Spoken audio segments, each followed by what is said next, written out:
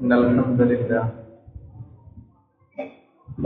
نحمده ونستعينه ونستغفره ونعوذ بالله من شرور أنفسنا ومن سيئات أعمالنا من يهده الله فلا مضل له ومن يضلل فلا هادي له وأشهد أن لا إله إلا الله وحده لا شريك له وأشهد أن محمدا عبده ورسوله أرسله بالهدى بشيرا ونذيرا بين يدي الساعة اللهم صل على محمد وعلى أزواجه وذريته كما صليت على آل إبراهيم وبارك على محمد وعلى أزواجه وذريته كما باركت على آل إبراهيم إنك حميد مجيد أما بعد فإن أصدق الحديث كتاب الله وخير الهدي هدي محمد صلى الله عليه وسلم وشر الأمور محدثاتها وكل محدثة بدعة وكل بدعة ضلالة وكل ضلالة في النار عباد الله أوصيكم وإياي أولا بتقوى الله يا أيها الذين آمنوا اتقوا الله حق تقاته ولا تموتن إلا وأنتم مسلمون ബഹുമാനികളായ സത്യവിശ്വാസികളെ സത്യവിശ്വാസിനികളെ, പ്രപഞ്ചത്തിന്റെ സൃഷ്ടാവും പരിപാലകനുമായ അല്ലാഹുവിന്റെ വിധിവിലക്കുകൾ പടച്ചതമ്പുരാന്റെ വിശുദ്ധ ഗ്രന്ഥമായ ഖുർആനിൽ നിന്നും തിരുവചനങ്ങളിൽ നിന്നും യഥാവിധി മനസ്സിലാക്കുകയും തഖ്വയോടുകൂടി അതിൽ നിലകൊള്ളുകയും ചെയ്യണമെന്നും എന്നോടും നിങ്ങളോടും വസിയത്ത് ചെയ്യുകയാണ്.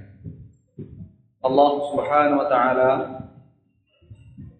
മുത്തഖികളിലും മുഖ്ലിസുകളിലും ഉൾപ്പെടുത്തി നമ്മെ അനുഗ്രഹിക്കുമാറാകട്ടെ. നമ്മുടെ ജീവിതത്തിൽ സംഭവിച്ചു പോയ എല്ലാ പാപങ്ങളും അല്ലാഹു നമുക്ക് പുറത്തു തരുമാറാകട്ടെ. ശേഷിക്കുന്ന ജീവിതം കാരുണ്യവാനായ നാഥന് ഇഷ്ടപ്പെട്ട നിലയിൽ കഴിഞ്ഞുകൂടാൻ, അങ്ങനെ അവന്റെ റിള നേടിയെടുത്ത് സ്വർഗത്തിൽ കടക്കാനുള്ള മഹാഭാഗ്യം അവൻ നമുക്ക് നൽകി അനുഗ്രഹിക്കുകയും ചെയ്യുമാറാണ്. സത്യവിശ്വാസികളെ, സഹോദരങ്ങളെ, നമ്മളൊക്കെ കുടുംബമായി ജീവിക്കുന്നവരാണ്. സാധാരണ മലയാളത്തിൽ പറയാറുണ്ട്, കൂടുമ്പോൾ ഇമ്പമുണ്ടാകുന്നിടമാണ് കുടുംബം. ഇമ്പത്തിന് പകരം അസ്വസ്ഥതകളാണ് പലപ്പോഴും പല കുടുംബങ്ങളിലും പുകയുന്നത്. ഇതിന്റെ കാരണം എന്താണെന്ന് ചോദിച്ചാൽ, വീട്ടിൽ ഓരോരുത്തർക്കും ഓരോ ഇടമുണ്ട്. അത് നമ്മൾ അംഗീകരിക്കാൻ തയ്യാറാക്കാത്തത് കൊണ്ടാണ് ഈ കൂട്ടിമുട്ടലുകളൊക്കെ സംഭവിക്കുന്നത്. ഒരു യന്ത്രത്തിനുള്ളിൽ കുറെ ചക്രങ്ങളും പൽചക്രങ്ങളും പിന്നെ കുറെ സാധനങ്ങൾ ഉണ്ടാവുന്നു. ഇതെല്ലാം ഒരു കൃത്യമായ ടൈമിങ്ങിലാണ് ഓരോന്നും പ്രവർത്തിക്കുക.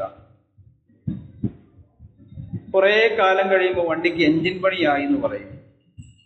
അതിന്റെ കാരണം എന്താന്ന് വെച്ച് കഴിഞ്ഞാല്, ഇതിന്റെ ഉള്ളിലെ വസ്തുക്കൾ കൃത്യമായി ചലിക്കുന്നില്ല. ചിലതിന്റെ ചലനത്തെ ചിലത് തടസ്സപ്പെടുത്തുന്നു. അപ്പോഴാണ് നമുക്ക് പണി ചെയ്യേണ്ടി വരുന്നത്. കുടുംബങ്ങളുടെ പ്രശ്നവും ഇതൊക്കെ തന്നെയാണ്. ഓരോരുത്തരുടെയും ഇടത്തെ സമ്മതിച്ച്, അത് മാനിച്ച്, അത് അംഗീകരിച്ച് മുമ്പോട്ട് നീങ്ങാൻ കുടുംബത്തിലെ ഓരോ അംഗങ്ങൾക്കും സാധിക്കുമെങ്കിൽ കുടുംബം ഇമ്പമുള്ള ഇടം തന്നെയാകും. ഏറ്റവും വലിയ പ്രശ്നം സാധാരണ കുടുംബത്തിൽ സംഭവിക്കുന്ന മക്കളുമായിട്ടാണ്. മക്കളെ പലപ്പോഴും വ്യക്തികളായിട്ട് അംഗീകരിക്കാൻ മാതാപിതാക്കൾ തയ്യാറാകുകയില്ല.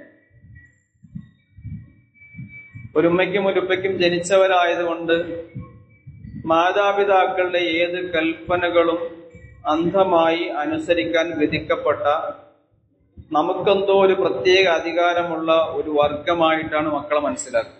അവർ വ്യക്തികളാണ്, വ്യക്തിത്വമുള്ളവരാണ്. അവരുടെ വ്യക്തിത്വം അംഗീകരിക്കുമെങ്കിൽ മാത്രമേ നമ്മുടെ കുടുംബം മനോഹരമായി മുമ്പോട്ട് പോവുകയുള്ളൂ. ചുരുക്കി പറഞ്ഞാൽ ഓരോ വീടകങ്ങളും ശിശു, ബാല, കൗമാര, യൗവന സൗഹൃദമായിരിക്കണം. കുടുംബത്തിലെ പലരും പല പ്രവർത്തനങ്ങൾ ചെയ്യുന്നവരായിക്കോളും. ചിലര് പഠിക്കുന്നവരുണ്ടാവും, ചിലർ ജോലിക്ക് പോകുന്നവരുണ്ടാവും, ചിലർ ഇസ്ലാമിക പ്രവർത്തകരായിരിക്കും, ചിലർ പൊതുപ്രവർത്തനങ്ങളിൽ ഏർപ്പെടുന്നവരായിരിക്കും. ഓരോരുത്തരുടെയും പ്രവർത്തന മണ്ഡലങ്ങൾ വ്യത്യസ്തമാണ്. എല്ലാവരും ഒരേ വർക്ക് ചെയ്യുന്നവരല്ല. അപ്പൊ സ്കൂളാണെങ്കിൽ തന്നെയും പലരും പല സ്കൂളിൽ, പല ക്ലാസ്സിൽ, പല വിഷയങ്ങൾ എടുത്ത് പഠിക്കുന്നവരാണ്. അപ്പൊ ഓരോരുത്തരും സംസാരിക്കുന്ന വ്യക്തി തന്നോട് താരതമ്യം ചെയ്തിട്ടാണ് മറ്റയാളെ മനസ്സിലാക്കുക. ആ താരതമ്യം വലിയ തെറ്റാണ്. രണ്ട് സംഗതികൾ കൊണ്ടാണ് തെറ്റാകുന്നത്. ഒന്ന്, ഞാനെന്ന വ്യക്തിയല്ല അവൻ. രണ്ട്, എന്റെ ഇടമല്ല അവന്റേത്. രണ്ടാളും രണ്ട് സ്ഥലത്ത് വർക്ക് ചെയ്യുന്നവരാണ്. രണ്ട് വാഹനത്തിൽ കയറി രണ്ട് സമയത്ത് വീട്ടിൽ നിന്ന് പുറത്തേക്ക് ഇറങ്ങേണ്ടവരാണ്. ഈ ഒരു അംഗീകാരം ഓരോരുത്തരുടെയും വ്യക്തിത്വത്തെയും അവരുടെ പ്രവർത്തനങ്ങളെയും കുറിച്ചുള്ള തിരിച്ചറിവും അതിന് നമ്മൾ കൊടുക്കുന്ന അംഗീകാരവും ഉണ്ടെങ്കിൽ, പരസ്പരം അംഗീകരിക്കാൻ നമുക്ക് കഴിയുമെങ്കിൽ തീർച്ചയായും നമുക്ക് നമ്മുടെ കുടുംബത്തെ സുന്ദരമായി മുമ്പോട്ട് കൊണ്ടുപോകാൻ കഴിയും. അംഗീകരിക്കുക എന്നതിനപ്പുറത്ത് അഭിനന്ദിക്കുകയും കൂടി ചെയ്യുമ്പോഴാണ് അവിടെ മധുരം വിരിയുകയുള്ളൂ. നമ്മളൊക്കെ പലപ്പോഴും തിരിഞ്ഞ് കുറ്റപ്പെടുത്തുക ചെയ്യുക, മറ്റൊരാളുടെ ഫീൽഡിനെ കുറിച്ച് കുറ്റം പറയുക ചെയ്യുക. നിന്റെ ഫീൽഡ്, നീ അതിൽ വിജയിക്കാത്തത് എന്താണ്? എന്റെ ഇതിലേക്ക് വാ, എന്നെ കണ്ട് പഠിക്കും. അങ്ങനെ എന്നെ കണ്ട് പഠിപ്പിക്കാനുള്ള ശ്രമം, എന്റെ ഫീൽഡിനെ മാത്രം മഹത്വപ്പെടുത്തുന്ന ഒരു സമീപനം, ഇത് നിലനിൽക്കുന്ന കാലത്തോളം ഏത് കുടുംബവും അസ്വസ്ഥാജനകമായിരിക്കും. അതുകൊണ്ട് തന്നെ കുടുംബനാഥന്മാരായ ആളുകൾ ശ്രദ്ധിക്കേണ്ടത്, നമ്മൾ കുടുംബനാഥന്മാരാണെങ്കിൽ കുടുംബത്തിന്റെ നാഥൻ എന്ന് പറയുന്നത് ആ കുടുംബത്തിലെ പിതാവാണ്. അതിന്റെ തൊട്ടടുത്ത് നിൽക്കുന്നുണ്ട് ആ കുടുംബത്തിലെ ഉമ്മ എന്നുള്ളത്. ഒരു മാതാവിനും ഒരു പിതാവിനും തന്റെ മക്കൾക്ക് എന്നല്ല, ഇനി കൂട്ടുകുടുംബ സംവിധാനമാണെങ്കിൽ ആ കുടുംബത്തിൽപ്പെട്ട ആർക്കും, ഏതൊരു കുഞ്ഞിനും ഏത് സമയത്തും എന്ത് കാര്യങ്ങളും നമ്മുടെ മുമ്പിൽ തുറന്നു പറയാനുള്ള അവസരം ഉണ്ടായിരിക്കണം. ഇത് പല കുടുംബങ്ങളിലും ഇല്ല എന്ന് പറഞ്ഞു കഴിഞ്ഞാൽ അതൊരിക്കലും അതിശയോക്തിയല്ല. 99% കുടുംബങ്ങളിലും ആളുകൾക്ക് പരസ്പരം മനസ്സു തുറക്കാനുള്ള സൗകര്യങ്ങൾ ഇല്ല. ഒന്ന് പറഞ്ഞു തുടങ്ങുമ്പോഴേക്കും അവിടെ കുടുംബത്തിന്റെ യജമാനായിരിക്കുന്നയാൾ പൊട്ടിത്തെറിക്കാൻ തുടങ്ങും. എന്നോടാണോ നീ ചോദ്യം ചെയ്യുന്നത്? ഞാൻ പറയും, നീ ഇത് അനുസരിച്ചാൽ മതി എന്നാണ്. അങ്ങനെ ഏതോ ഒരു ധിക്കാരിയായ ഭരണാധികാരിയെ പോലെ, ഒരു ഏകാധിപതിയെ പോലെ കുടുംബത്തിന്റെ അധികാരം മുഴുവൻ കൈക്കലാക്കി വെച്ച് ഞാനിവിടെ പറയും, ഞാനാണ് ഇവിടെ സമ്പാദിക്കുന്നത്, ഞാനാണ് നിങ്ങൾക്ക് ജന്മം നൽകിയത്, ഞാനാണ് നിങ്ങളെ പോറ്റി വളർത്തിയത്, അതുകൊണ്ട് എന്റെ കൽപ്പന നടപ്പിലാക്കപ്പെടേണ്ട ഇവിടെ ഏക ആധിപത്യമുള്ള ഒരു രാജ്യമാണ് എന്റെ കുടുംബം എന്നുള്ള നിലയ്ക്ക് കാര്യങ്ങൾ മുമ്പോട്ട് പോയി കഴിഞ്ഞാൽ ഒരിക്കലും ആ കുടുംബത്തിൽ സമാധാനം ഉണ്ടാകും. ജനാധിപത്യ സമീപനം കുടുംബത്തിൽ കൊണ്ടുവരണം. ആർക്കും സംസാരിക്കാൻ കഴിയണം. കുടുംബത്തിൽ ഏത് ചെറിയ ആൾക്കും ആ പിതാവിനെ ചോദ്യം ചെയ്യാൻ കഴിയണം. ചോദ്യം ചെയ്യുക എന്ന് പറയുമ്പോഴത്തേക്കും തർക്കുത്തരം പറയാൻ നടത്തലല്ല, തെറ്റുകളെ കുറിച്ച് ചൂണ്ടിക്കാണിച്ചു കൊടുത്തു കഴിഞ്ഞാൽ അത് തിരുത്താൻ തയ്യാറാവണം. നമ്മുടെയൊക്കെ ഭാവങ്ങളാണല്ലോ പലപ്പോഴും പ്രശ്നം ഉണ്ടാക്കുക. ഞാനെന്ന ഈ വലിയൊരു ആളോട് നിങ്ങളാണോ ഗുണദോഷിക്കാൻ നിൽക്കുന്നത്? നിങ്ങളാണോ എനിക്ക് ബുദ്ധി ഉപദേശിക്കാൻ നിൽക്കുന്നത്? ഇത്ര കാലത്തിന്റെ പരിചയ സമ്പത്ത് എനിക്കുണ്ട്, ഞാൻ എത്ര ആളുകളെ കണ്ടിട്ടുണ്ട്, ഞാൻ എത്ര നാട്ടിൽ സഞ്ചരിച്ചിട്ടുണ്ട്, അങ്ങനെയുള്ള നിങ്ങളാണോ വീടിന്റെ മുറ്റം വിട്ട് പുറത്തിറങ്ങാത്തയാള് എനിക്ക് ബുദ്ധി ഉപദേശിക്കാൻ പോകുന്നത് എന്ന ഈഗോയുടെ, തലക്കനത്തിന്റെ, അഹങ്കാരത്തിന്റെ, അഹന്തയുടെ ഈ സംഗതികളും പേറി മുമ്പോട്ട് പോകുമ്പോൾ ആ കുടുംബം നേരെ പോകില്ല. ജനാധിപത്യം കൊണ്ടുവരണം കുടുംബത്തിൽ എല്ലാ ആളുകളുടെയും നേരത്തെ പറഞ്ഞതുപോലെ ഓരോരുത്തരുടെയും ഇടത്തെ അംഗീകരിച്ചുകൊണ്ട്. കോപം വേണ്ട, കുടുംബത്തിൽ ദേഷ്യത്തിന്റെ ആവശ്യമില്ല. പരിക്കൻ പ്രകൃതം കുടുംബത്തിലെ ഒരു കുടുംബനാഥന് ചേരുകയേ ഇല്ല. നമുക്കിതൊക്കെ പഠിപ്പിച്ചു തരുന്നത് നമ്മുടെ പ്രവാചകനായ റസൂലായ മുഹമ്മദ് റസൂലുള്ളാഹി സ്വല്ലല്ലാഹു അലൈഹി വസല്ലമാണ്. അള്ളാന്റെ റസൂലിന്റെ കുടുംബജീവിതം നമുക്ക് ഹദീസിൽ നിന്നും വായിക്കാൻ കിട്ടും. പച്ചയായിട്ട് അവതരിപ്പിക്കുന്നുണ്ട്. തിരുനബി സല്ലല്ലാഹു അലൈഹി വസല്ലമിന്റെ പത്നിമാരും റസൂലിന്റെ മക്കളും ഒക്കെ, ഫാത്തിമ റളിയല്ലാഹു തആല അൻഹ അടക്കമുള്ള ആളുകൾ റസൂലിന്റെ വീട്ടിലേക്ക് വിരുന്നു വരികയും കടന്നു പോവുകയും ചെയ്തിരുന്ന പല ആളുകളും അള്ളാഹുവിന്റെ റസൂലിന്റെ കുടുംബജീവിതം നമ്മുടെ മുമ്പിൽ സമർപ്പിക്കുന്നുണ്ട്.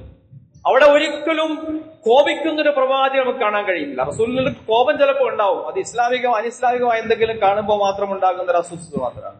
അല്ലാതെ എന്നും ഇങ്ങനെ കോപിച്ചുകൊണ്ടിരിക്കുന്ന ഒരാളല്ല നബി സല്ലല്ലാഹു അലൈഹി വസല്ലം. ഒരു പിതാവിന്റെ, ഒരു കുടുംബനാഥന്റെ ചിത്രം ചോദിച്ചു കഴിഞ്ഞാൽ, മക്കളോട് നമ്മുടെ ചിത്രം വരയ്ക്കാൻ പറഞ്ഞു കഴിഞ്ഞാൽ, പോലീസുകാര് രേഖാചിത്രം വരപ്പിക്കുന്ന പോലെ നമ്മുടെ രേഖാചിത്രം വരയ്ക്കാൻ അറിയാവുന്ന ആരോടെങ്കിലും പറഞ്ഞു കഴിഞ്ഞാൽ അവർ വരച്ചു വെക്കുക പ്രത്യേക രൂപമായിരിക്കും. കാരണം എന്നും ആ ഒരു മുഖഭാവമാണല്ലോ ഉണ്ടാവുക. ഇവിടെ കാരുണ്യാമുഖത്ത് കാണാൻ കഴിയില്ല, സ്നേഹം അവിടെ നമുക്ക് കാണാൻ കഴിയില്ല. റസൂലുള്ളാഹി സ്വല്ലല്ലാഹു അലൈഹി വസല്ലമിന്റെ ചിത്രത്തിൽ നമ്മൾ ഏറ്റവും കൂടുതൽ കാണുന്നത് കാരുണ്യത്തിന്റെ, സ്നേഹത്തിന്റെ, സഹിഷ്ണുതയുടെ, ചിരിയുടെ, സന്തോഷത്തിന്റെ, അല്ലെ, ആളുകളെ നല്ല നിലയ്ക്ക് അഭിമുഖീകരിക്കുന്ന അള്ളാഹുവിന്റെ റസൂലിന്റെ ചിത്രമാണ് ഹദീസുകൾ വായിക്കുമ്പോൾ നമ്മുടെ മുമ്പിലേക്ക് വരിക. അതുകൊണ്ട് ദേഷ്യം വേണ്ട. ദേഷ്യം വേണം, ആവശ്യത്തിന് ദേഷ്യപ്പെട്ടോളി. തീരെ ദേഷ്യപ്പെടാതിരിക്കുക എന്നുള്ളത് ഇമാം ഷാഫിയുടെ അഭിപ്രായത്തിൽ പറഞ്ഞ് അവൻ കരുതിയെന്നാണ്. ദേഷ്യപ്പെടേണ്ട സമയത്ത് നമുക്ക് ദേഷ്യം, അത് ആവശ്യത്തിന് മതി. നമ്മളുടെ ദേഷ്യം എവിടെ, എത്ര അളവിൽ വിനിയോഗിക്കണമെന്ന അറിവ് നമുക്കുണ്ടാകണം. ദേഷ്യപ്പെടുമ്പോഴത്തേക്കും ഒക്കെ കൂടി എടുത്ത് തട്ടാൻ പറ്റുന്ന, നമ്മളെ നിയന്ത്രിക്കാൻ പറ്റാത്ത ദേഷ്യമല്ല നമ്മൾ പ്രകടിപ്പിക്കേണ്ടത്. ദേഷ്യം എപ്പോഴും ഒരു വിശ്വാസി പ്രകടിപ്പിക്കേണ്ടത് നിയന്ത്രിത അളവിലായിരിക്കണം. സ്വയം നിയന്ത്രിച്ചുകൊണ്ട് വേണം. ഇന്നയാളോട് എത്ര അളവിൽ ദേഷ്യപ്പെടണം, അത് അളന്നു തൂക്കി വേണം ആ ദേഷ്യം ഇവിടെ കൊടുക്കാൻ. അത് സ്ഥാനം തെറ്റിപ്പോയി കഴിഞ്ഞാൽ, അളവ് കൂടുകയോ കുറയുകയോ ചെയ്തു കഴിഞ്ഞാൽ, അതുകൊണ്ട് വല്ലാതെ ദേഷ്യം പിടിച്ചിരിക്കുമ്പോ ചില മക്കളെ അടിക്കേണ്ട ചില സന്ദർഭം വരും. ആ ദേഷ്യത്തിന്റെ സമയത്ത് അടിക്കാൻ നിൽക്കല്ലേ. ദേഷ്യത്തിന്റെ സമയത്ത് അടിക്കേണ്ടുന്നൊരു കുറ്റമാണെങ്കിൽ പോലും ദേഷ്യത്തിന്റെ സമയത്താണ് അടിക്കുന്നതെങ്കിൽ പിന്നെ ചിലപ്പോൾ ഖേദിക്കേണ്ടി വരും. ആ ഖേദത്തിലൂടെ നഷ്ടപ്പെട്ടത് തിരിച്ചുപിടിക്കാൻ നമുക്ക് കഴിഞ്ഞോളണമെന്നില്ല. അതുകൊണ്ട് ദേഷ്യം ശ്രമിച്ചിട്ട്, നബി സല്ലല്ലാഹു അലൈഹി വസല്ലം പറയുന്നില്ലേ, എനിക്ക് ദേഷ്യം വന്നാൽ എന്താ ചെയ്യാ? ദേഷ്യം വന്നാൽ ആ ദേഷ്യം നിയന്ത്രിക്കാനുള്ള മാർഗവും റസൂലുള്ളാഹി സ്വല്ലല്ലാഹു അലൈഹി വസല്ലം പഠിപ്പിച്ചു തരുന്നുണ്ട്. പോയി ഒളു എടുക്കുന്നവർ ഒളു എടുക്കുക. പോയി നീ നിൽക്കുമ്പോഴാണ് നിനക്ക് ദേഷ്യം വന്നതെങ്കിൽ നീ ഇരിക്ക്. ദേഷ്യം വരുമ്പോൾ എഴുന്നേറ്റ് ഓടാനാ നമുക്ക് തോന്നുക. റസൂല് പറയുന്നു, അല്ല, നീ അവിടെ ഇരിക്കുക. ഇരുന്നിട്ടും നിന്റെ ദേഷ്യം നിനക്ക് മാറുന്നില്ല എങ്കിൽ നീ അപ്പൊ കിടക്ക്. അപ്പൊ നിയന്ത്രിക്കാൻ നബി സല്ലല്ലാഹു അലൈഹി വസല്ലം പഠിപ്പിക്കുകയാണ്. ഇങ്ങനെ ദേഷ്യം നിയന്ത്രിച്ചിട്ട് എന്താണോ ആ കുറ്റം, ആ കുറ്റത്തെ ചികിത്സിക്കാൻ വേണ്ടി ആവശ്യമായ അളവിൽ മരുന്ന് കൊടുക്കുന്നത് പോലെ ആവശ്യമായ അളവിൽ അങ്ങനെ നമുക്ക് ദേഷ്യപ്പെടാം. മനസ്സിലാക്കേണ്ട ഒരു സംഗതി, ആരും നമ്മളെ അംഗീകരിക്കുന്നത്, നമ്മളുടെ പാഠങ്ങളെ ആരും പഠിപ്പിക്കുന്നത് നമ്മളുടെ ഉപദേശത്തെ കണ്ടുകൊണ്ടല്ല. ഉപദേശത്തെക്കാളൊക്കെ അപ്പുറം ആളുകൾ നമ്മെ പഠിക്കുന്നത് നമ്മുടെ ജീവിതത്തിൽ നിന്നിട്ടാണ്. അപ്പൊ ഞാൻ നിങ്ങളോട് പറയുന്നതൊന്നും പ്രവർത്തിക്കുന്നത് മറ്റൊന്നുമാണെങ്കിൽ നിങ്ങൾ എന്നെ വിശ്വസിക്കില്ല, നിങ്ങൾ ഞാൻ പറയുന്നത് അംഗീകരിക്കില്ല. നമ്മുടെ കുടുംബത്തിന്റെ അവസ്ഥയും മക്കളുടെ അവസ്ഥയും ഇത് തന്നെയാണ്. കുടുംബനാഥൻ എന്നുള്ള നിലക്ക് നമ്മളെ മക്കളോടൊന്ന് ഉപദേശിക്കുകയും മറ്റൊന്ന് പ്രവർത്തിക്കുകയുമാണെങ്കിൽ ആ മക്കൾ ഒരിക്കലും നമ്മളുടെ അടുക്കൽ നിന്നും ഒരു നല്ല പാഠവും പഠിക്കുകയില്ല. അതുകൊണ്ട് കുറെ കാര്യങ്ങൾ മനസ്സിലാക്കേണ്ടതുണ്ട് ഒരു കുടുംബത്തെ എങ്ങനെയാണ് മുമ്പോട്ട് കൊണ്ടുപോകേണ്ടത് എന്നതുമായി. നമ്മുടെ വീടും നമ്മുടെ കുടുംബവും ഒക്കെ നേരത്തെ പറഞ്ഞതിന്റെ തുടർച്ചയായിട്ട് പറയാനാണെങ്കിൽ താളാത്മകമായിരിക്കണം. അത് ഇമ്പത്തോടെ മുമ്പോട്ട് കൊണ്ടുപോകണം. അതിന് കുടുംബത്തിലെ എല്ലാ അംഗങ്ങളുടെയും പങ്ക് നിർണായകമാണ്. അത് കുടുംബനാഥനെന്ന് മാത്രമല്ല, കുടുംബത്തിന്റെ നായികയായ ഭാര്യ എന്ന് മാത്രമല്ല, മക്കൾ എന്ന് മാത്രമല്ല, മൊത്തത്തിൽ എല്ലാവരും തമ്മിലൊരു കോഓർഡിനേഷൻ, ഒരു സൗഹൃദം, ഒരു കൂട്ടായ്മ, ഒരു മാനിച്ചുകൊണ്ടുള്ള മുമ്പോട്ട് പോക്ക്, ഇങ്ങനെ ആയിരിക്കണം ഖുർആൻ. റസൂലുള്ളാഹി സ്വല്ലല്ലാഹു അലൈഹി വസല്ലമിന്റെ പ്രസിദ്ധമായ ഒരു ഹദീസ് ഉണ്ട്. അബ്ദുല്ലാഹി ഇബ്നു ഉമർ റളിയല്ലാഹു അൻഹു നിവേദനം ചെയ്യുന്ന ഹദീസിൽ കാണാം, അലാ കുല്ലുക്കും റാഇൻ, അറിയുക നിങ്ങൾ എല്ലാവരും നായകരാണ്. എല്ലാവരും നായകനാണ്. കുടുംബത്തിന്റെ ഒരാളെ മാത്രം മുമ്പിൽ പ്രതിഷ്ഠിച്ചിട്ട് അയാളെ മാത്രമാണ് ഈ കുടുംബത്തിന്റെ നായകൻ എന്നല്ല നബി സല്ലല്ലാഹു അലൈഹി വസല്ലം പറഞ്ഞു. സമൂഹത്തെ നോക്കിയിട്ട് സമൂഹത്തിലെ ഇന്ന ആളുകൾ മാത്രമാണ് ഇവിടുത്തെ നായകൻ എന്നല്ല നബി പറഞ്ഞത്. കുല്ലുക്കും റാഇൻ, നിങ്ങളെല്ലാവരും നയിക്കുന്നവരാണ്, നിങ്ങളെല്ലാവരും നേതാക്കളാണ്, നിങ്ങളെല്ലാവരും മറ്റുള്ളവർക്ക് വഴികാട്ടേണ്ടവരാണ്.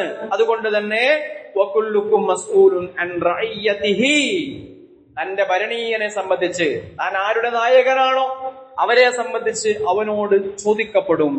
ഫൽ അമീറുൽ ലദി അലന്നാസ് റാഇൻ, ഒരു സമൂഹത്തിന്റെ നേതാവായിരിക്കുന്ന ഒരാളുണ്ടല്ലോ, അയാൾ വഹുവ മസ്ഊലുൻ അൻ റഇയ്യതിഹി, അയാൾ തന്റെ ജനതയെ സംബന്ധിച്ച് നാളെ ചോദ്യം ചെയ്യപ്പെടുന്നവനാണ്.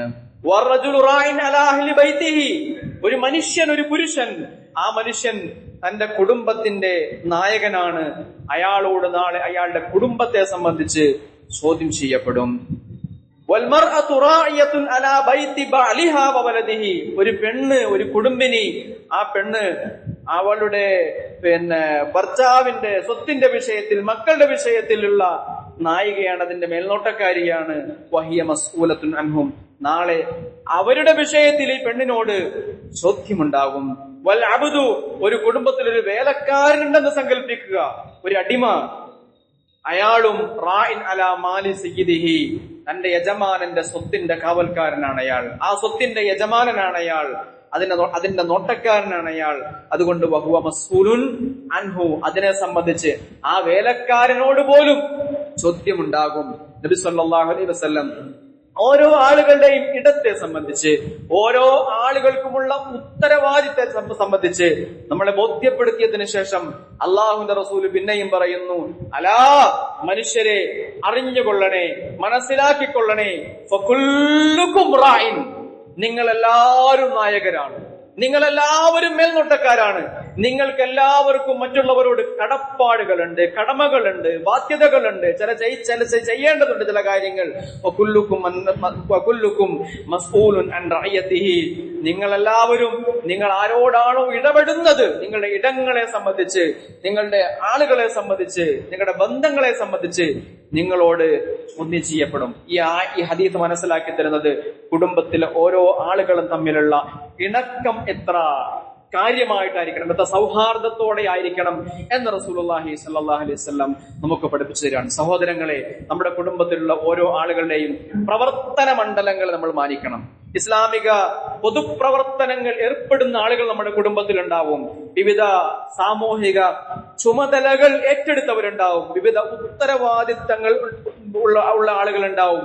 ഇവർക്കൊക്കെ അവരുടെ ഉത്തരവാദിത്തങ്ങൾ നിർവഹിക്കാൻ പറ്റുന്ന ഒരു എക്കോസിസ്റ്റം നമ്മുടെ വീട്ടിൽ ഉണ്ടാക്കിയിരിക്കണം. നീ ഇന്ന പരിപാടിക്ക് പോയത് കൊണ്ടല്ലേ, നീ എന്തിനാണ് അതെടുത്ത് തലയിൽ വെച്ചിരിക്കുന്നത് എന്ന് പറഞ്ഞ് നിരുത്സാഹപ്പെടുത്തുകയല്ല. മനസ്സിലാക്കണം, കുടുംബം ഒരു മികച്ച ഇടമാണെങ്കിലും കുടുംബത്തിൽ മാത്രം ജീവിക്കാൻ വേണ്ടി അല്ല അള്ളാഹു നമ്മളെ ഈ ലോകത്തേക്ക് അടച്ചു വെച്ചത്. ഈ ലോകത്ത് അള്ളാഹുവിന്റെ ഖലീഫ എന്നുള്ള നിലക്ക് നമുക്ക് പണിയെടുക്കാനും പ്രവർത്തിക്കാനും ഒരു വലിയ ഉത്തരവാദിത്വം ബാക്കി നിൽക്കുന്നുണ്ട്. ആ ഉത്തരവാദിത്വം നിർവഹിക്കുന്ന ആളുകൾ നമ്മുടെ കുടുംബത്തിൽ ഉണ്ടാകുമ്പോൾ അതിനു വേണ്ടുന്ന അന്തരീക്ഷം വീടകങ്ങളിൽ ഉണ്ടാക്കിയെടുക്കണം. അങ്ങനെ ആളുകൾക്ക് പ്രവർത്തിക്കാൻ പറ്റുന്ന അന്തരീക്ഷങ്ങളുള്ള വീടുകൾ ഉണ്ടാകുമ്പോഴാണ് അത്തരത്തിലുള്ള ഒരു സാമൂഹിക അന്തരീക്ഷം ഉണ്ടായിത്തീരുക. മൊത്തത്തിൽ ഈ വിഷയം ഇങ്ങനെ പറയുമ്പോഴും ഇതിലേറ്റവും പ്രയാസപ്പെടുന്ന ഒരു സംഘം ആളുകളുണ്ട്. അത് ഇത്തരത്തിലുള്ള സാമൂഹിക പ്രവർത്തനങ്ങൾ ഏർപ്പെടുന്ന സ്ത്രീകളാണ്. ആണുങ്ങളൊക്കെ പലപ്പോഴും അവരവരുടേതായ നിലക്ക് ആളുകളുടെ കുറ്റപ്പെടുത്തൽ മൈൻഡ് ചെയ്യാതെ, പരിഗണിക്കാതെ സാമൂഹിക പ്രവർത്തനങ്ങളിൽ ഏർപ്പെടുമെങ്കിലും നമ്മുടെ പെണ്ണുങ്ങളുണ്ട്, ജോലിക്ക് പോകുന്ന സ്ത്രീകളുണ്ട്, പെൺകുട്ടികളുണ്ട്. അവർക്കാകട്ടെ അവരുടെ സാമൂഹിക ഉത്തരവാദിത്തങ്ങളും ചുമതലകളും ഒക്കെ നിർവഹിക്കാൻ വലിയ പ്രയാസപ്പെട്ടാണ് ആ ആളുകൾ അത് ചെയ്തുകൊണ്ടിരിക്കുന്നത്. ആ വിഷയത്തില് കുടുംബത്തിലെ ഓരോ ആളുകളും വളരെ കാര്യമായി തന്നെ അവരോട് സഹകരിക്കേണ്ടതുണ്ട്. കാരണം ജോലിക്ക് പോകുന്ന ഒരു സ്ത്രീയെ സംബന്ധിച്ചിടത്തോളം ആ സ്ത്രീക്ക് അവരുടെ ജോലി മാത്രമല്ലല്ലോ നോക്കേണ്ടതുള്ളത്. ആ സ്ത്രീക്ക് അവിടെ വീട്ടുജോലി നോക്കേണ്ടതുണ്ട്, മക്കളുടെ പഠനം ശ്രദ്ധിക്കേണ്ടതുണ്ട്, അവരെ സ്കൂളിൽ പറഞ്ഞയക്കുക എന്നുള്ള മറ്റു ചില ഉത്തരവാദിത്വം. ഇങ്ങനെ ഒരു കുടുംബിനിയെ സംബന്ധിച്ചിടത്തോളം സ്ത്രീ ബാധ്യതകളായ പലതും നിർവഹിച്ചിട്ടാണ് ഈ പെണ്ണ് ഇതിനോടൊപ്പം തന്നെ സാമൂഹിക പ്രവർത്തനങ്ങളിലും അല്ലെങ്കിൽ ജോലിക്കുമൊക്കെ പോയിക്കൊണ്ടിരിക്കുന്നത്. ഇത് സ്ത്രീ ബാധ്യതകൾ എന്ന് പറയുമ്പോൾ ചിലപ്പോൾ നിങ്ങൾക്ക് സംശയം തോന്നിയേക്കാം, ഇതെങ്ങനെ സ്ത്രീകളുടെ മാത്രം ബാധ്യതയാകും? ഇതുവരെയൊക്കെ ഞങ്ങൾ കേട്ടത് ഇതൊക്കെ പുരുഷന്റെയും കൂടി ബാധ്യത എന്നാണല്ലോ. മനസ്സിലാക്കണം, കുടുംബവുമായി ബന്ധപ്പെട്ട് വീടുമായി ബന്ധപ്പെട്ട് നടക്കേണ്ടുന്ന പ്രവർത്തനങ്ങൾ പുരുഷന്റെ ബാധ്യത അല്ല, അത് സ്ത്രീയുടെ ബാധ്യതയാണ്. പുരുഷൻ ആ വിഷയത്തിൽ സഹായിച്ചു കൊടുക്കണമെന്നാണ് റസൂലുള്ളാഹി സ്വല്ലല്ലാഹു അലൈഹി വസല്ലം ചെയ്ത് നമ്മളെ കാണിച്ചു തന്നത്. ഒരു സ്ത്രീയുടെ ഏറ്റവും പ്രധാനപ്പെട്ട ഉത്തരവാദിത്വം എന്നുള്ളത് കുടുംബമാണ്, പുറത്തെ ജോലിയല്ല. പുറത്തെ ജോലി ചെയ്യാൻ പാടില്ല എന്നല്ല, സാമൂഹിക പ്രവർത്തനങ്ങൾ സ്ത്രീക്ക് ചെയ്യാം, പക്ഷെ സാമൂഹിക പ്രവർത്തനങ്ങൾ സ്ത്രീയുടെ ഉത്തരവാദിത്തം അല്ല. ജോലി എന്നുള്ളത് സ്ത്രീക്ക് ചെയ്യാം, കച്ചവടം ചെയ്യാം, തൊഴിലെടുക്കാം, പക്ഷെ അത് സ്ത്രീയുടെ ഉത്തരവാദിത്തമല്ല. കുടുംബത്തിലേക്ക് വേണ്ടുന്ന പണം കൊണ്ടുവന്ന് അവിടെ ഭക്ഷണം കൊണ്ടുവന്ന് അതിനുവേണ്ടി പണിയെടുക്കേണ്ട ഉത്തരവാദിത്വമൊക്കെ അള്ളാഹു ആണുങ്ങളുടെ ചുമലിലാണ് ഏൽപ്പിച്ചിട്ടുള്ളത്.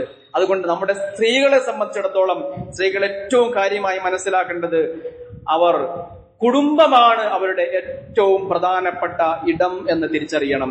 സ്ത്രീകളെ കുടുംബമല്ല അവരുടെ ഇടം, അവരുടെ ഇടം വീടിന് പുറത്താണ് എന്ന് പറഞ്ഞ് അവരെ പ്രലോഭിപ്പിക്കുന്നത് മറ്റു ചില സംഗതികളൊക്കെയാണ്.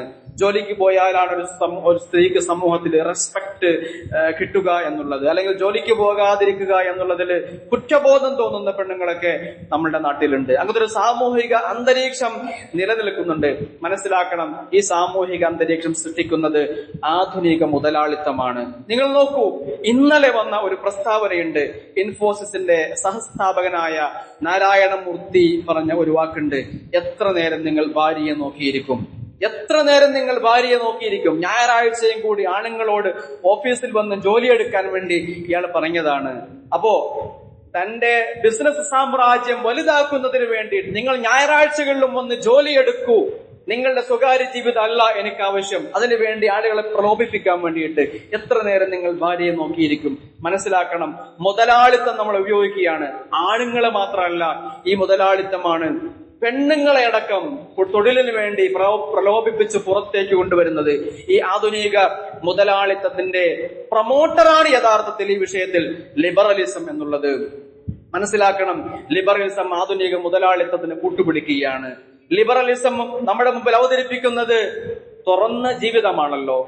ജീവിതത്തിന്റെ കുടുംബത്തിന്റെ കെട്ടുപാടുകളില്ലാത്ത സ്വന്തമായി നമുക്ക് ജീവിക്കാൻ കഴിയുന്ന ജീവിതം നമ്മുടെ മുമ്പിലേക്ക് ലിബറലിസം എന്തിനിടുന്നു എന്ന് ചോദിച്ചു കഴിഞ്ഞാൽ, വിശപ്പും ദാഹവും പോലെ മനുഷ്യന്റെ ജൈവ പ്രകൃതത്തിൽ ആവശ്യമായ ഒരു സംഗതിയാണ് ലൈംഗികത എന്നുള്ളത്. അത് പൂർത്തീകരിക്കാൻ വേണ്ടി നിങ്ങൾക്ക് കുടുംബത്തിന്റെ ആവശ്യമില്ല. അത് വേറെ എവിടെയെങ്കിലും മറ്റ് സ്ഥലങ്ങളിലൊക്കെ നിങ്ങൾ ജോലി ചെയ്യുന്ന സ്ഥാപനത്തിന്റെ ഇടനാഴികളിലോ അല്ലെങ്കിൽ റെസ്റ്റ് റൂമുകളിലോ ഒക്കെ നിങ്ങൾക്ക് നിന്നുകൊണ്ട് നിങ്ങളുടെ ആവശ്യം പൂർത്തീകരിക്കാം. അതിനുള്ള സ്വാതന്ത്ര്യം നിങ്ങൾക്ക് ഉണ്ടാകും, അത് നിങ്ങൾ വിനിയോഗിക്കണം. അപ്പൊ നിങ്ങൾക്ക് നിങ്ങളുടെ ആ ആവശ്യവും പൂർത്തീകരിക്കപ്പെടും. നിങ്ങൾക്ക് മുതലാളിമാരുടെ അടിമകളായി ജീവിക്കുകയും ചെയ്യാം എന്ന നിലക്ക് നമ്മളോട് പറയാത്ത ഒരു സന്ദേശമാണ് ലിബറലിസം നമ്മളുടെ മുമ്പിലേക്ക് ഇട്ടുതരുന്നത്.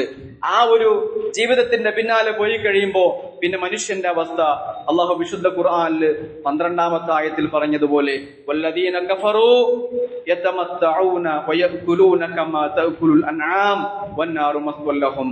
നിഷേധികളായ ആളുകൾ, ഇസ്ലാമിന്റെ സന്ദേശത്തെ നിഷേധിക്കുന്നവർ, ഇസ്ലാം ലോകത്തിന് മുമ്പിൽ സമർപ്പിച്ചിരിക്കുന്ന കുടുംബം പോലുള്ള മഹിതമായ ആശയങ്ങളെ നിഷേധിച്ച് അതിനെ തള്ളിക്കളയുന്ന ആളുകൾ യതമത്തഊന, അവർ ജീവിതം ഇങ്ങനെ ആസ്വദിക്കുകയാണ്. വയഅകുലൂന കമാ തഅകുലുൽ അൻആം, മൃഗങ്ങൾ തിന്നുന്നത് പോലെ അവരിങ്ങനെ ജീവിതത്തെ തിന്നുകൊണ്ടിരിക്കുകയാണ്, സുഖിച്ച് മതിച്ച് അവരിങ്ങനെ ജീവിച്ചുകൊണ്ടിരിക്കുകയാണ്. മനസ്സിലാക്കുക, വന്നാറു മസ്വല്ലഹും, നരകമാണ് അവർക്കുള്ള ഇടം. സഹോദരങ്ങളെ, ഇസ്ലാമിന്റെ സന്ദേശത്തിലേക്ക് തിരിച്ചു വരിക. മറ്റു പലതും, പല ആളുകളും അവരുടെ സ്വാർത്ഥതയ്ക്ക് വേണ്ടി, അവരുടെ താല്പര്യങ്ങൾക്ക് വേണ്ടി പലതും പറഞ്ഞ് നമ്മളെ പ്രലോഭിപ്പിക്കുന്നുണ്ട്. ആധുനികത, കച്ചവടവൽക്കരണം, മുതലാളിത്തം, ഇതിനെയൊക്കെ പിന്തുണക്കാൻ നിൽക്കുന്ന അല്ലെങ്കിൽ ഇതിന് സഹായകമായി വർത്തിക്കുന്ന ലിബറൽ ചിന്താഗതികളൊക്കെ നമ്മളെ അപകടത്തിലേക്കാണ് കൊണ്ടുപോവുക, ശാശ്വതമായ നരകത്തിലേക്കാണ് എത്തുക. നമുക്ക് വേണ്ടത് ശാശ്വതമായ സ്വർഗമാണ്. അല്ലാഹു സുബ്ഹാനഹു വ തആല സ്വർഗം നൽകി നമ്മെ അനുഗ്രഹിക്കുമാറാകട്ടെ.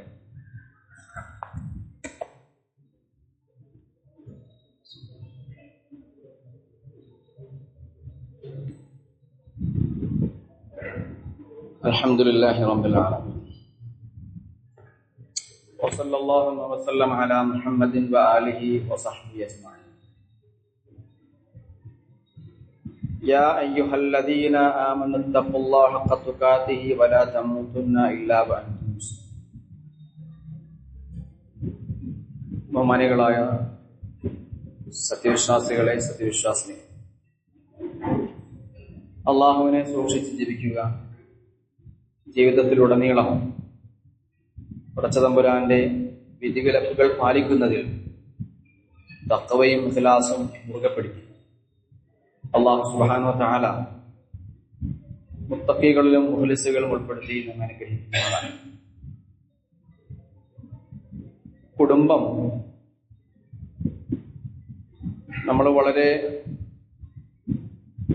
ശ്രദ്ധയോടെ കൊണ്ട് നടക്കേണ്ടുന്ന ഒരു പളുങ്ക് പാത്രമാണ്. ലോകത്ത് ആധുനികമായി വന്ന പല ഇസങ്ങളും ഈ ഒരു സംവിധാനത്തെ പൊളിച്ചെഴുതാൻ ശ്രമിച്ചു. അതിന്റെ ഫലം ഇന്ന് അവർ അനുഭവിക്കുന്നുണ്ട്. കാരണം കുടുംബം ഇല്ലാതെ മക്കളെ പോറ്റാൻ കഴിയില്ല. കുടുംബമില്ല എന്നാകുമ്പോൾ ഞാൻ നേരത്തെ പറഞ്ഞതുപോലെ ജൈവികാവശ്യങ്ങൾ പൂർത്തീകരിക്കാൻ മറുവഴികൾ തേടുമ്പോൾ അതിന് ഭാരം ആരും ഉണ്ടാക്കിയില്ല. ആണായാലും പെണ്ണായാലും കുട്ടികൾ വേണ്ടാന്നങ്ങ് തീരുമാനിക്കും. ഞാൻ പറഞ്ഞു, ഈ ഒരു ചിന്ത എന്നുള്ളത് മുതലാളിത്തം രംഗത്തേക്ക് കൊണ്ടുവന്ന ലിബറൽ ചിന്തയുടെ ഒരു കാഴ്ചപ്പാടാണ്. ഇത് മനസ്സിലാക്കാതെയാണ് ആഗോള മുതലാളിത്തത്തിന്റെ ഏറ്റവും വലിയ ശത്രുക്കളുടെ വിദ്യാർത്ഥി പക്ഷത്തിന് ഇത് മനസ്സിലാവാതെ ലിബറൽ ചിന്തകളുമായി അവർ മുമ്പോട്ട് പോകും. ലോകത്ത് പക്ഷെ വെളിവുള്ള ചില കമ്മ്യൂണിസ്റ്റ് രാഷ്ട്രങ്ങളുണ്ട്. ഉത്തര കൊറിയയും ക്യൂബയൊക്കെ പോലെ. ലോകത്ത് 45% ഇന്റർനെറ്റിൽ ഡൗൺലോഡ് ചെയ്യപ്പെടുന്ന പോണോഗ്രഫിയുടെ അളവ്. 45%. ഇത് രണ്ടും നിരോധിച്ച 2 രാഷ്ട്രങ്ങളെ നമുക്ക് ലോകത്ത് കാണാൻ കഴിയും. അതും ഒന്ന് ഉത്തര കൊറിയയും ഒന്ന് ക്യൂബയാണ്. അവർക്കിത് മനസ്സിലായി. ഇന്ന് പത്രത്തിൽ വന്നൊരു വാർത്തയുണ്ട്.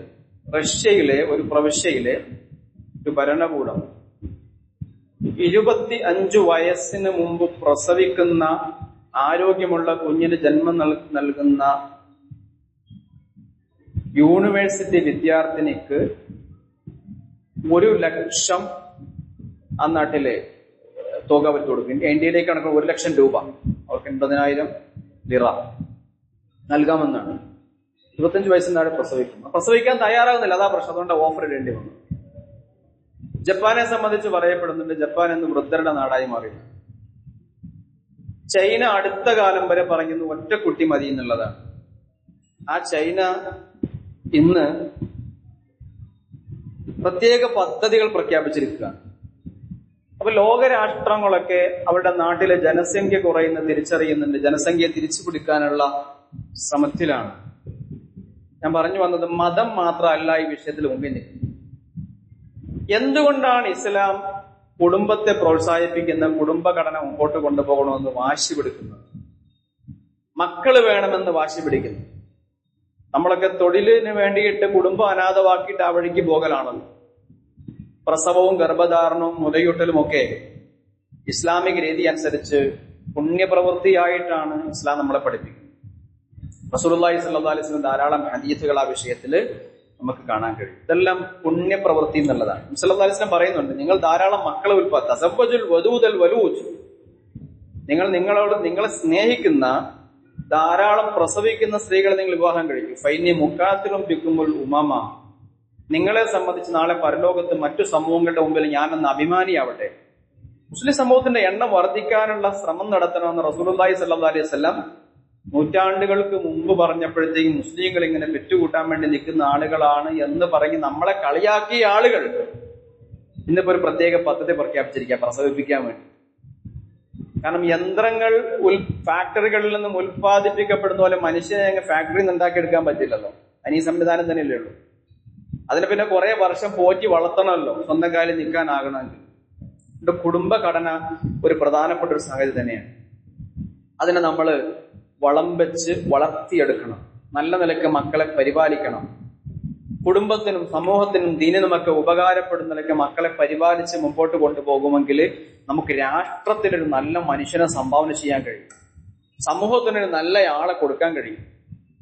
അത് ചെയ്യുക എന്നുള്ളതാണ് ഈ ഒരു ആധുനിക കാലഘട്ടത്തിൽ പലരും തിരിച്ചു നടക്കുന്ന ഈ ഒരു കാലഘട്ടത്തിൽ, പലരും യൂട്ടേൺ അടിക്കുന്ന ഈ ഒരു കാലഘട്ടത്തിൽ, കുടുംബ സംവിധാനത്തിന്റെ വിഷയത്തിൽ പല ഇസങ്ങളും യൂട്ടേൺ അടിക്കുന്ന കാലഘട്ടത്തിൽ നമുക്ക് യൂട്ടേൺ അടിക്കേണ്ടി വരുന്നില്ല. നമ്മൾ ഈ ഒരു ആദർശത്തിൽ തന്നെയാണ് ഉറച്ചു നിൽക്കുന്നത്. അല്ലാഹു സുബ്ഹാനഹു വ തആല അള്ളാഹുവിന്റെ സന്ദേശങ്ങളെ യഥാവിധി മനസ്സിലാക്കി ജീവിതത്തിൽ പ്രാവർത്തികമാക്കി മുമ്പോട്ട് പോകുവാൻ അവൻ നമ്മളെ തുണക്കുമാറാകട്ടെ. അള്ളാഹുവേ, അബദ്ധങ്ങളിൽ നിന്ന് ഞങ്ങളെ കാത്തുരക്ഷിക്കണമേ. നിന്റെ ദീനിന്റെ നിയമങ്ങളെ യഥാവിധി മനസ്സിലാക്കി അതനുസരിച്ച് പ്രവർത്തിക്കാനുള്ള മനസ്സ് നീ ഞങ്ങൾക്ക് നൽകി അനുഗ്രഹിക്കണമേ. അല്ലാഹ്, ആരൊക്കെ എന്തൊക്കെ കാട്ടി പ്രവർത്തിച്ചാലും നാഥാ, നീ ഞങ്ങളെ നിന്റെ വഴിയിൽ ഉറപ്പിച്ചു നിർത്തണമേ നാഥാ. ربنا آتنا في الدنيا حسنة وفي الآخرة حسنة وقنا عذاب النار. ربنا تقبل منا إنك أنت السميع العليم وتب علينا إنك أنت التواب الرحيم. اللهم أعز الإسلام والمسلمين وأذل الشرك والمشركين. اللهم إنا نعوذ بك من فتنة القبر ومن عذاب القبر ومن عذاب النار ونسألك الفردوس الأعلى. وصلى الله وسلم على محمد وآله وصحبه أجمعين والحمد لله رب العالمين.